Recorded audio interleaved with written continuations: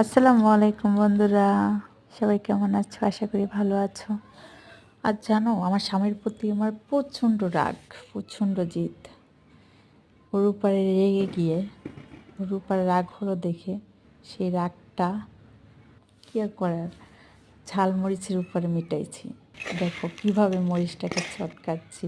প্রচণ্ড জিদ হয়েছে ওর উপরে, প্রচণ্ড জিদ, রেগে গিয়ে ওর উপরে তারপর এটা করলাম। আচ্ছা যাই হোক, এটা পরে বলতেছি। তোমাদেরকে একটা কথা বলি, তোমরা আমাকে একটা লাইক করে দাও না কেন, একটা কমেন্ট করে দাও না কেন? আমার ইউটিউব চ্যানেলটা একটু সাবস্ক্রাইব করবা, একটা লাইক করে দিবা, একটা শেয়ার করে দিবা, প্লিজ প্লিজ। আচ্ছা যাই হোক, বলো তো কেন রেগেছিলাম? ওর উপর রেগে আছে এই কারণে, আমি এই ঠান্ডায়, জানো তো এখন শীতকাল, কম্বল মুড়া দিয়ে শুয়ে আছি না, ওনার এখন এই ঠান্ডা কম্বল থেকে বের হয়ে লোটে মাছ রান্না করে দিতে হবে, এই হলো জিতের কারণ।